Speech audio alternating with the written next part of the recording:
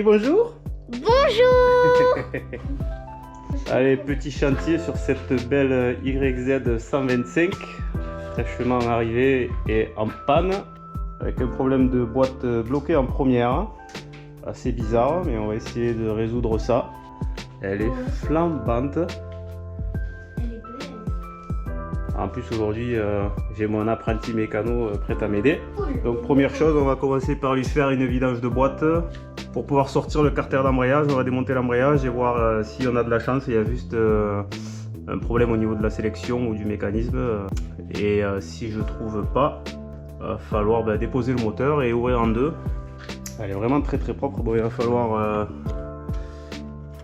avoir un petit kitchen par contre, parce que là c'est plus que mort. Bon, ça c'est à voir avec le proprio, hein, c'est pas ma moto. Elle est un pote à moi, donc je vais essayer de lui réparer ça. Allez, c'est parti. Donc déjà, première interrogation, on a deux joints de vidange superposés au niveau de la vis, et visiblement c'est gras, donc ça fuit.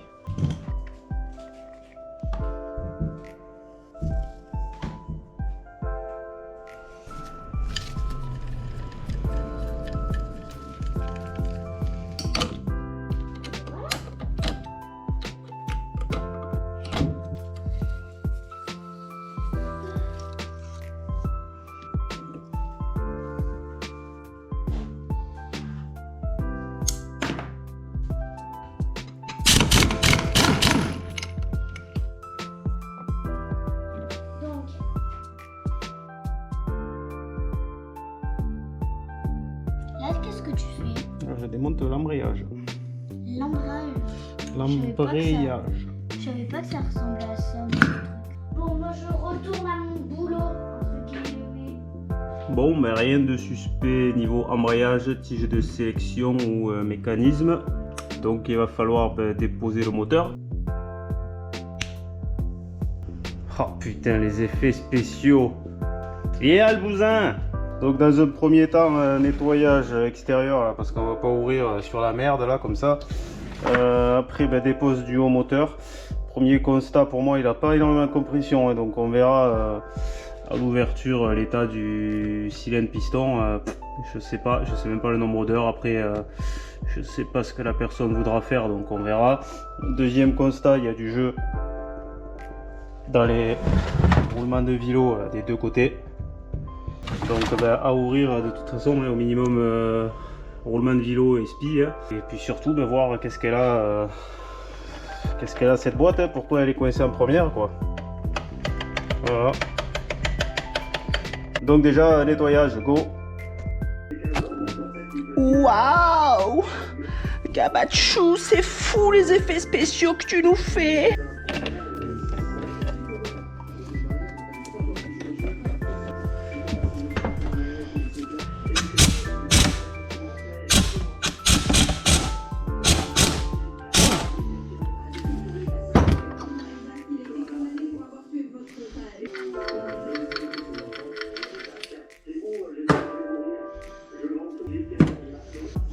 Ah ouais, plus de 600 abonnés là, faut envoyer les effets spéciaux là.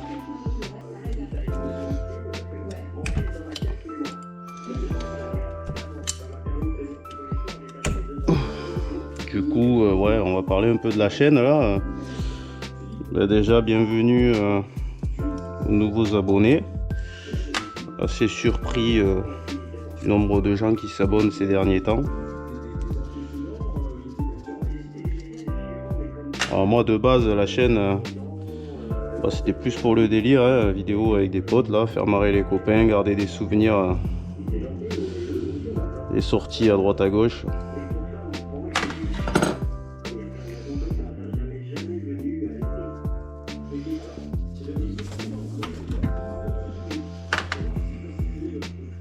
Donc au départ un peu comme tout le monde, hein,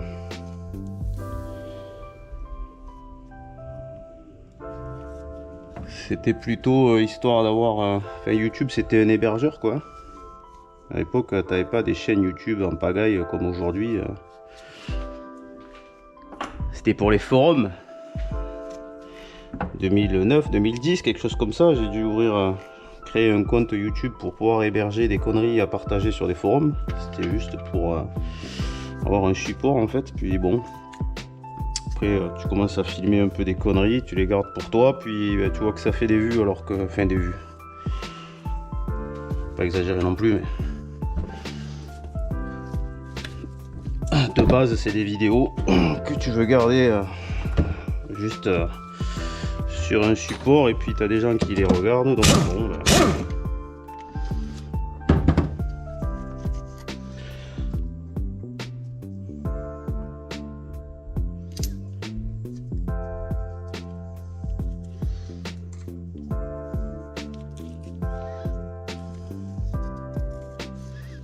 Après du coup, chaque fois qu'on fait une sortie, t'as tous les potes qui te demandent bon, la vidéo c'est pour quand, hein, fais-nous un joli montage. Hein. Donc tu te prends au jeu, tu fais des montages comme ça pour le délire, hein. Essayant de s'appliquer un peu plus. Alors moi, je fais ça comme ça avec la bite et le couteau. Hein.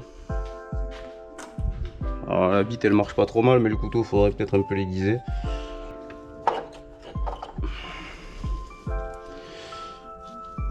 À savoir que pour faire mes vidéos, j'ai juste un vieux Asus portable de 2015 je crois.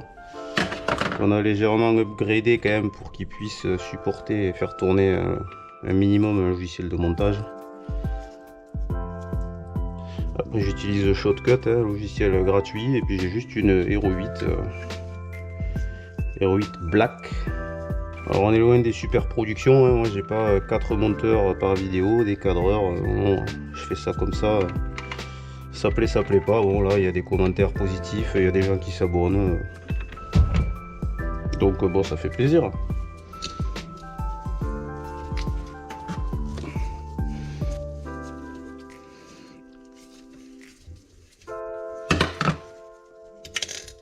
Donc si tu débarques ici, bah, de base c'est exclusivement accès moto.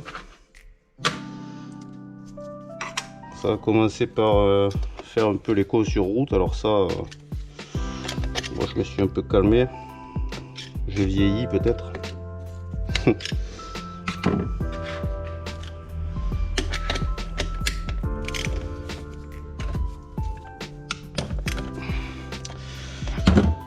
Après je me suis mis à l'enduro, on a commencé à faire un peu les cons. On se fendait la gueule, hein, au sens propre comme au sens figuré. J'étais pas très bon. Donc je l'ai vendu, je suis passé au trial. Je suis toujours pas bon. Mais on rigole. Et puis de temps en temps, ouais, un peu de mécanique. Pas mal de sorties piste aussi. Donc voilà, tout ce qui a 2 roues et un moteur. Alors non, je dis une connerie, il va y avoir peut-être un petit truc qui arrive là.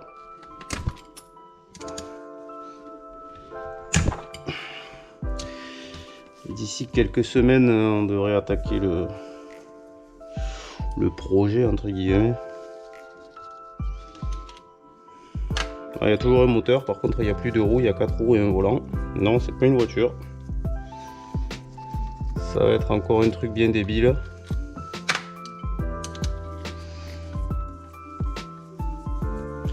Je présenterai ça dès que ça se fait incessamment sous dans pas longtemps.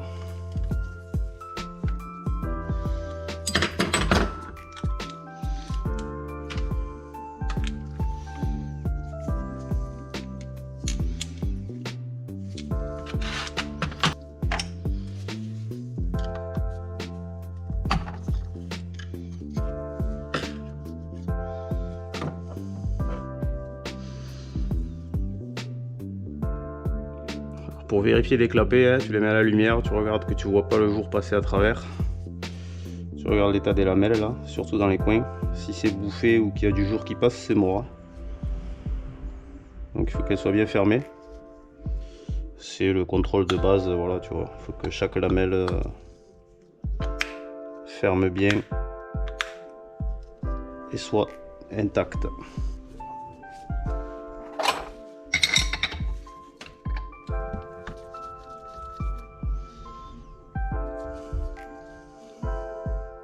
Wow. C'est riche ça. C'est très riche ça. Alors précision, hein, je suis pas mécano de métier, pas du tout. Donc bon, j'accepte les critiques sur mes méthodes, pas forcément. Il y en a peut-être qui diront que ça, c'est pas comme ci ou c'est pas comme ça. Après moi, j'ai appris en faisant, en cherchant. Bon après sur YouTube, j'ai l'impression que ça va, c'est assez bienveillant, c'est assez rare les commentaires, on va dire négatifs, hein, pour pas dire autre chose. À part un là, hier là, j'ai eu un commentaire hier, donc sur ma dernière vidéo où j'amène la RC8 chez Thornbike. Commentaire de, je sais même plus son nom et puis j'ai même pas envie de le citer, qui m'explique que comment il a dit ça, qu'il faudrait que j'apprenne à conduire sur autoroute, il me semble, donc parce que je filme en train de conduire mon trafic à l'estafette. GoPro fixée, je précise, hein, je la tiens pas à la main, donc rien d'illégal. Alors je vois pas ce qu'il a vu de choquant dans ma conduite, mais ce qui me fait marrer, c'est que si ce monsieur il savait que dans la vie en fait je suis chauffeur routier et que les kilomètres d'autoroute j'en ai depuis 16 ans, 17 ans de métier, j'en ai déjà fait plus que ce qu'il en fera dans toute sa vie. Peut-être qu'il fermerait sa gueule. Soit. Ça m'a fait marrer. Des petites traces quand même sur le cylindre. Il y a quelques heures à celui-là. On verra le piston.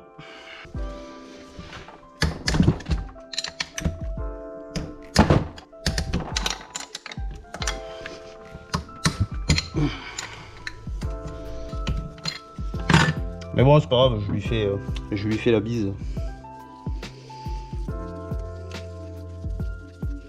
Guillaume, c'était ça.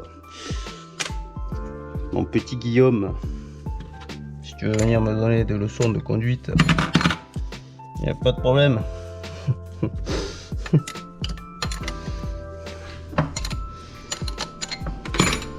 Si tu veux critiquer mon pilotage sur piste, je veux bien l'entendre. Il n'y a pas longtemps que j'en fais, j'ai jamais eu la prétention d'être un pilote, ni sur piste, ni sur terre d'ailleurs, ni sur route, ni quoi que ce soit. Mais allez me dire qu'il faut que j'apprenne à conduire sur autoroute, voilà. Quand même c'est drôle. Quand même, hein, quand même.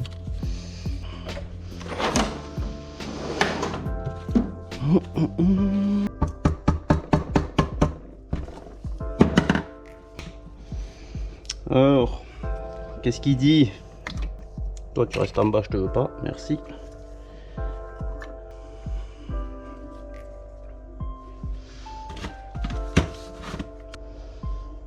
Il dit que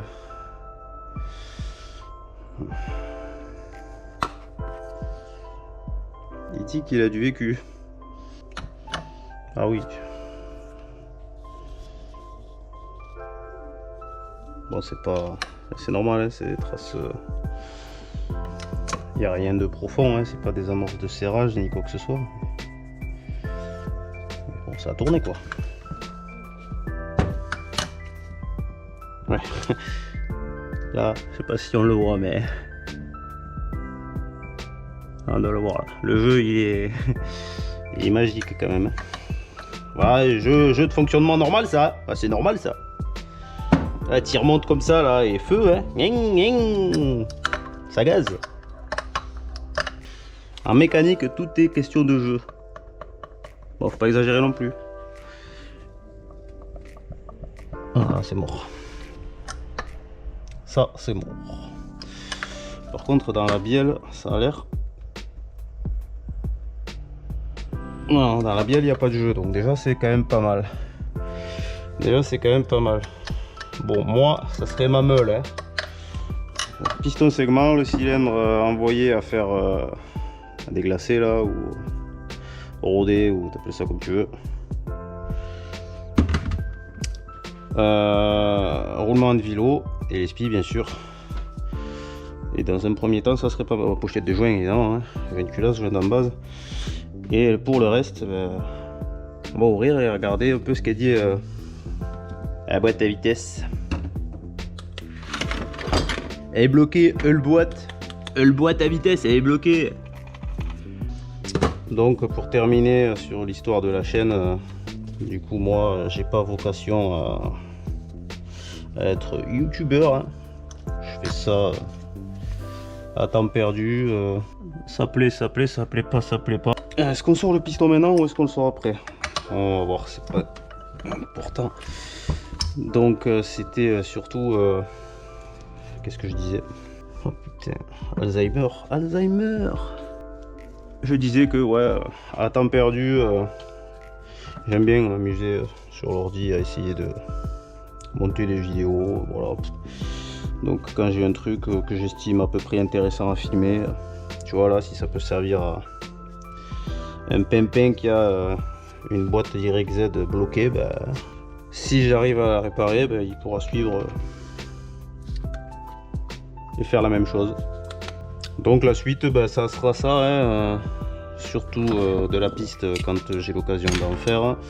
Là, ce week-end, c'est Alès pour le High Side Festival.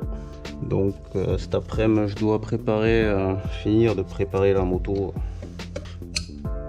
Putain, en espérant qu'il fera beau, bordel, parce que la dernière fois que j'ai roulé à Alès, la première fois que je roulais à Alès, on n'a pas été gâté.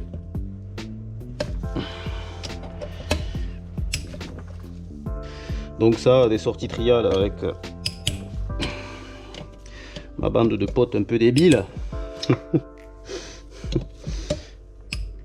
De la mécanique quand j'en ai, et quand c'est intéressant, parce qu'après il y a eu les tutos aussi, j'ai fait quelques tutos sur le Super Duke là, une petite série qui a pas mal marché, surtout sur les groupes Facebook spécialisés là.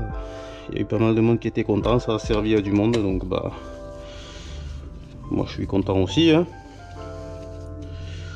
Surtout que bon, autant ouvrir un moteur DirectZ, bon je vais tâtonner un peu peut-être, mais enfin encore que. Mais autant faire les entretiens courants sur un Super Duke, si tu veux. Depuis les années que je la pratique, la MMR là, je connais un peu mon sujet, je pense.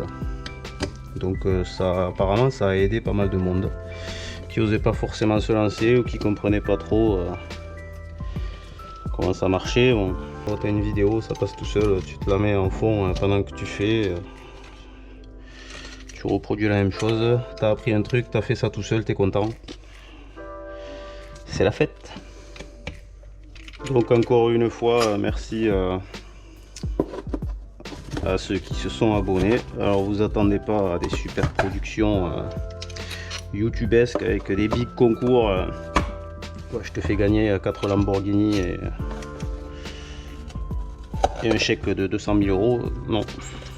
Bon alors si comme moi t'as pas de mémoire ou que tu veux pas te faire chier ou que t'as peur tout simplement d'inverser les vis, tu vois, tu fais un joli dessin, regarde un peu, c'est du grand art. Donc bah, tu schématises ton carter là avec des trous pour tes vis dans un carton tout con là.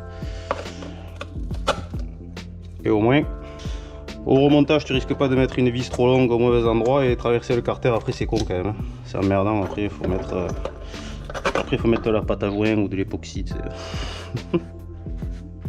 Donc pour ouvrir, moi j'ai pas d'appareil là, cette espèce d'extracteur là qui pousse là, donc coup de maillet, j'ai pas forcé avec les tournevis, hein. Là c'est juste pour pas qu'il se recolle, hein. Coup de maillet gentiment ici, là tu peux taper doucement, ça va. Là sur la soie du vélo j'évite, par contre tu vois, ici sur le carter, bon, tu le tiens un peu en l'air, tac tac tac tac tac tac tac, Gentiment là, il faut qu'il vienne des deux côtés, ça sort. Après une fois qu'il est ouvert, bon là tu peux faire levier comme ça, tu vois, à plat sur les portées ça va, mais par contre faut pas s'amuser à qu'il y ait un tournevis pour le défaire quoi, parce que là tu vas marquer les carters. Alors en plus là-dessus c'est monté sans joint, c'est uniquement à la patte il me semble.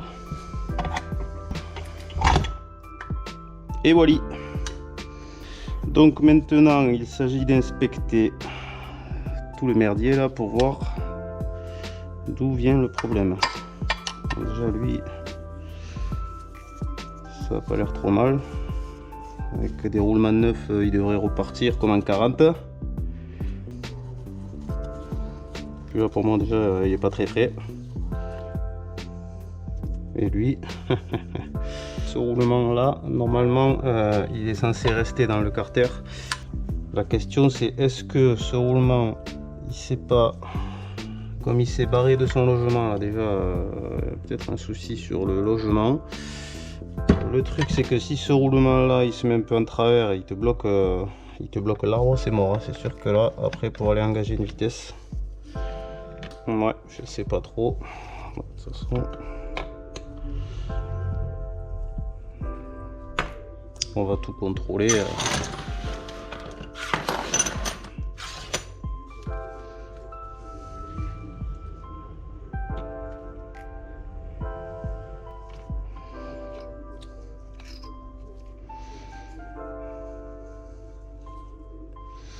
Tu vois, je m'attendais peut-être à un problème sur une fourchette ou le barillet.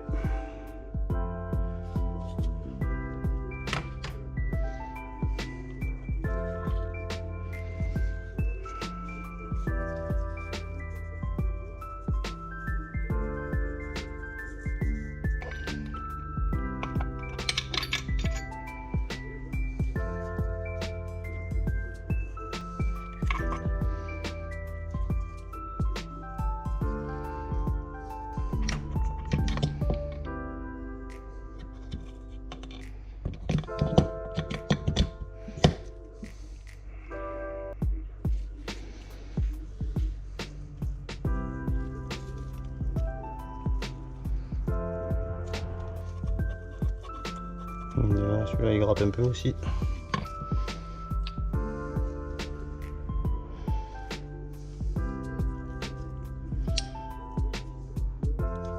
De toute façon, hein, je vais appeler le gars. Et je vais lui dire. Pour moi, ouais, faut commander un kit roulement complet. De toute façon, à y être. Celui-là aussi, j'ai vu que bon, ça c'est le pignon de sortie de boîte, mais c'est pareil. Celui-là aussi, il gratte. Il est pas frais. Putain, ce gant là, c'est la honte. Hein. Donc, ouais. Top! Arrêtez tout! J'ai trouvé. Alors, hors caméra, là, du coup, bon, je retourne le carter pour regarder la gueule d'espi, puis vérifier le petit roulement là. Et j'entends clink clink clink. Et puis qu'est-ce que je trouve sur l'établi? Oh, un chicot! Donc du coup, ben, re-inspection de tous les pignons. Et puis ben, j'ai trouvé le coupable. Il est là le coupable là. Est-ce que tu le vois là, le chicot manquant là? Donc ben, il va falloir faire un tour chez le dentiste. Et ça va repartir, donc ben, il faut choper ce pignon. Alors je sais pas si ça se détaille encore. Ouais, elle est pas si vieille la belle, donc je pense que ça se trouve. Donc ben, un pignon à changer, tous les roulements. Et pour le haut moteur, à voir. C'est pas moi qui paye. Allez. Bon ben hors caméra, je vais nettoyer tout ce merdier là, faire ça propre, tous les plans de joints, en attendant de voir pour commander les pièces. Et puis ben, à plus tard pour la suite. Allez, Gabachou!